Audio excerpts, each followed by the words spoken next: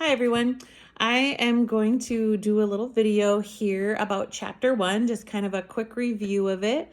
I was going to do week 1, doing chapter 1 and 2 together, but I decided to just do them separately so that the videos wouldn't give me a hard time uploading if they got too big. So this video will be a little review of chapter 1, organizations and organization design.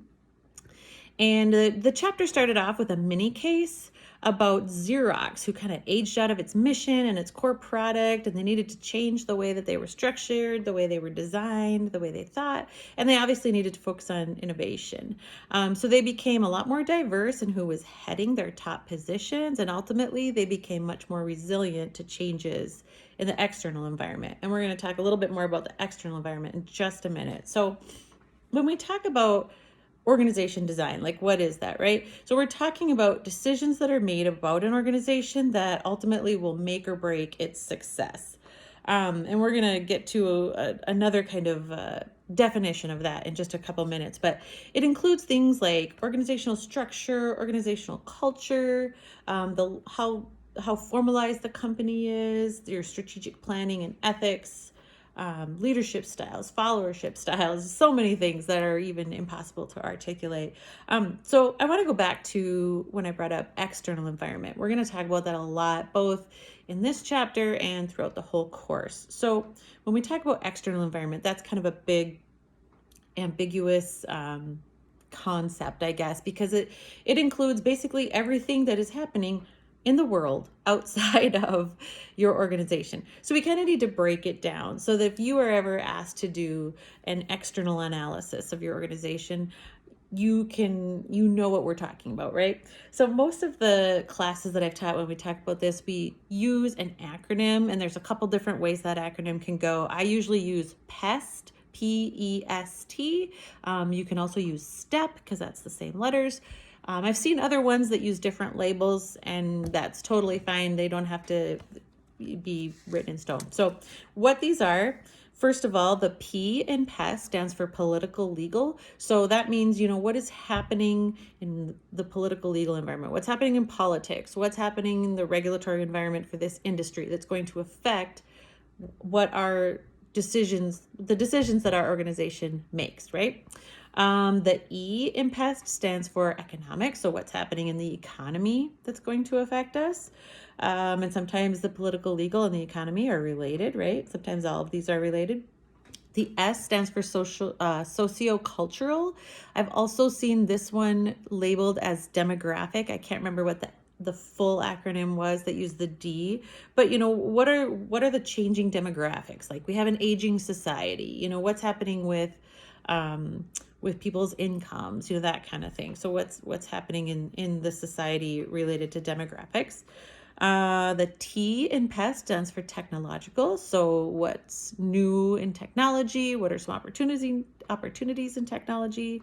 And then I always tack another letter onto the acronym. I always tack a C on, because hey, what are our competitors doing that's going to affect us or that we need to know about? So PEST plus a C. And so that's what we're talking about with the external environment. We'll talk about that more and more. So chapter 1 also mentions a book called Great by Choice that I'm hoping to use. I'm not going to make any promises, but I'm really going to try to get some more videos that apply what this book talks about to what we're talking about in our textbook. And basically what this book is about is the two authors and researchers did a 15-year study about what the best organizations that they found do to survive long term. So what are decisions that they made in their organization design that keep them surviving, that help them respond to their external environment, and keep them successful no matter what happens, and what differentiates them from the competitors who didn't survive. So some of the bigger challenges that are facing all organizations that have to be considered when decisions about organization design are happening. I've got 5 of them I'm going to mention from the chapter. The first one is globalization. Because of our increasing interconnectedness, we're outsourcing things, we have strategic partnerships with organizations and governments in other countries, we have cultural differences we have to overcome. So all these different things are part of globalization. And the next one is intense competition. And this is related again to that same interconnectedness and also to the globalization, because now any company can be a global company because of the internet, right?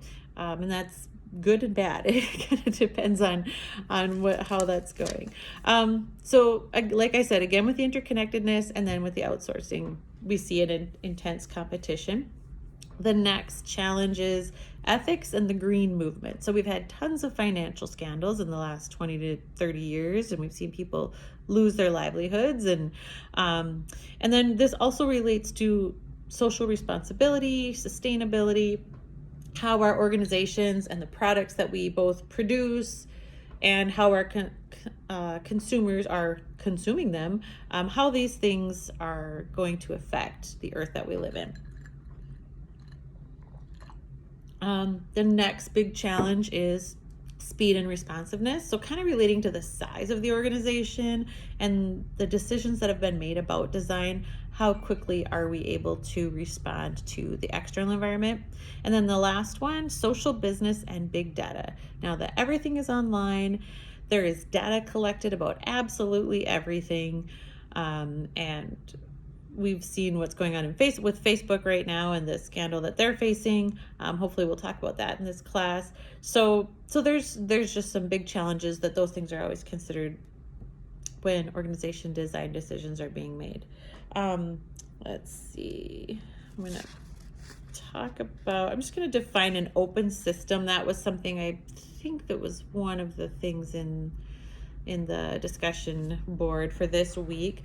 So an open system is just a super simple concept where we've got things from the external environment, whether it's information or resources that come from the external environment, are brought into our organization.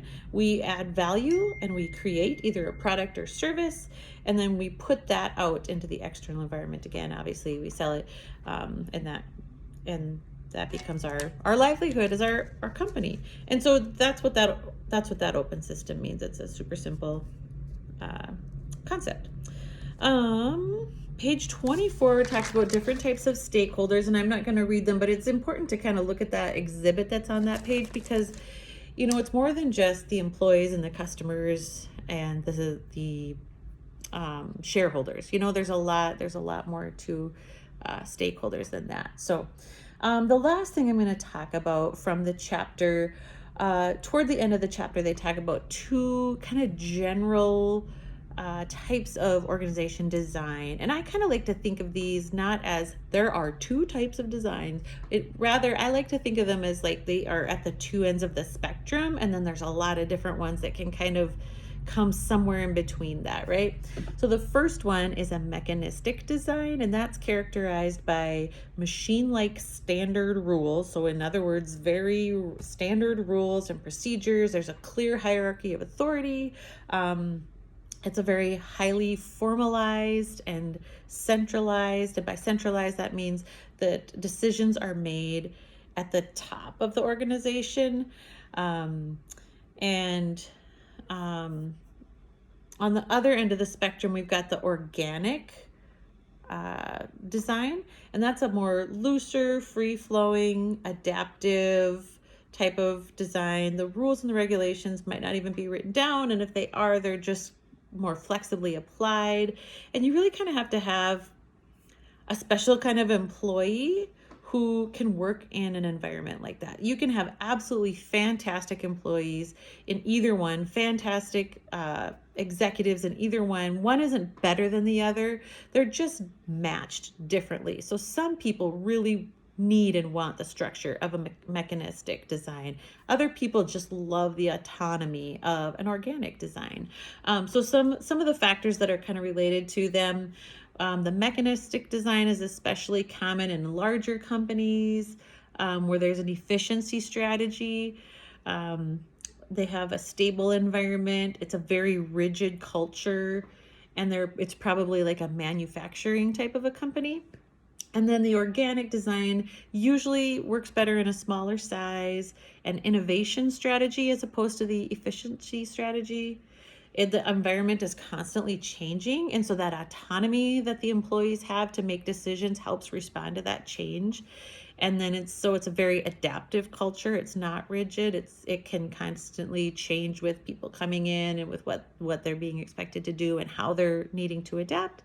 And then it's probably more common in a service technology, easier to implement in that type of a business. So